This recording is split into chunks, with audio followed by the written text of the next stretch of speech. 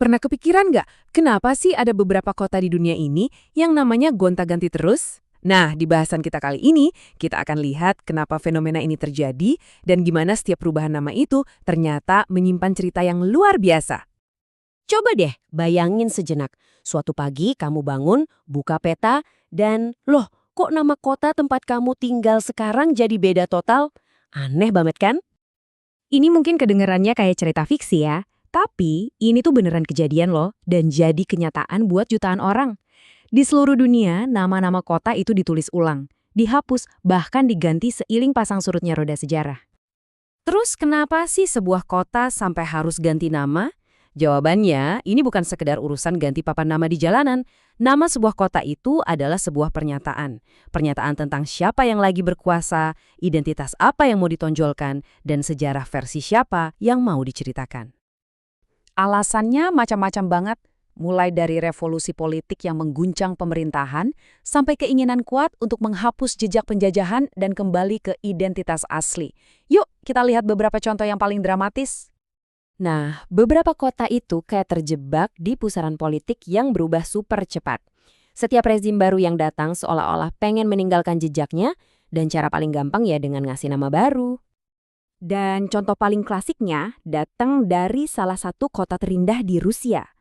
Identitas kota ini tuh benar-benar ganti-ganti, kayak musim aja gitu. Coba lihat perjalanannya. Awalnya didirikan oleh para zar dengan nama Saint Petersburg. Pas Perang Dunia Pertama, karena namanya kedengeran Jerman banget, diubah jadi Petrograd. Terus pas era Soviet, ganti lagi jadi Leningrad buat menghormati Lenin. Akhirnya setelah 77 tahun, pas Uni Soviet bubar, namanya balik lagi jadi Saint Petersburg.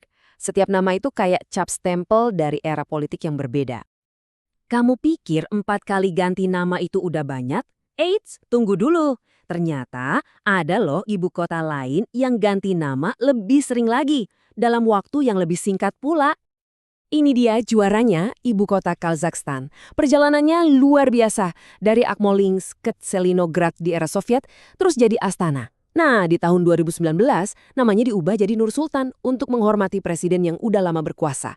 Tapi langkah ini ternyata kontroversial banget.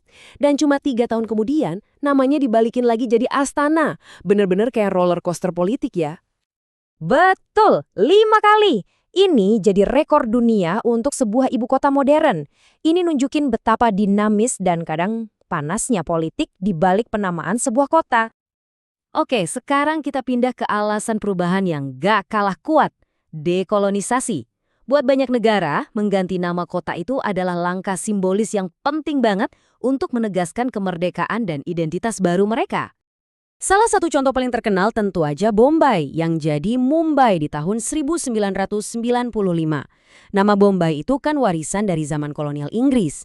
Nah, menggantinya jadi Mumbai yang berasal dari nama dewi lokal Mumba Dewi itu adalah cara India buat menegaskan kembali identitas budaya mereka yang asli. Dan tentunya kita punya Istanbul. Selama ribuan tahun, kota ini dikenal sebagai Konstantinopel, jantungnya Kekaisaran Romawi dan Bizantium. Tapi setelah penaklukan Ottoman, nama Istanbul mulai populer dan akhirnya diresmikan oleh Republik Turki modern sebagai simbol dari sebuah era yang baru. Tapi kadang-kadang ya, nama lama itu susah banget buat hilang dari ingatan. Kayak yang kita lihat di salah satu kota besar di Asia Tenggara ini, di mana 2 nama seolah hidup berdampingan. Yap, walaupun nama resminya sekarang kota Ho Chi Minh untuk menghormati bapak pendiri Vietnam modern, nama lamanya, Saigon, itu masih hidup banget dalam percakapan sehari-hari. Ini nunjukin gimana identitas budaya dan nama resmi kadang bisa jalan beriringan. Oke, yang terakhir ini pendekatannya unik banget. Bukan karena revolusi atau dekolonisasi, tapi justru karena keinginan untuk kembali ke masa lalu yang paling dalam untuk mendefinisikan masa depan mereka. Ini dia kisahnya, Oslo. Selama 300 tahun, ibu kota Norwegia ini dikenal sebagai Kristiania, nama yang dikasih sama seorang raja Denmark Norwegia. Tapi di tahun 1925, mereka membuat keputusan yang radikal. Nama itu dibuang, dan mereka kembali ke nama asli dari abad ke-11, yaitu Oslo, untuk menghidupkan kembali warisan Viking mereka. Jadi, dari Saint Petersburg sampai Oslo, kelihatan jelas banget kan? Nama sebuah kota itu jauh lebih dari sekedar titik di peta. Itu adalah ringkasan dari seluruh sejarahnya. Jadi, sebenarnya apa sih yang terkandung dalam sebuah nama? Wah, ternyata banyak banget. Coba kita rangkum ya. Seperti yang bisa kita lihat di sini, setiap perubahan nama itu menceritakan sebuah kisah.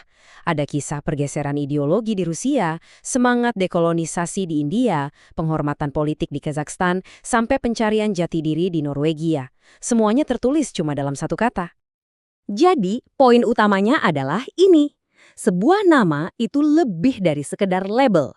Ia adalah gema dari kemenangan, kekalahan, revolusi dan kebangkitan yang telah membentuk sebuah tempat.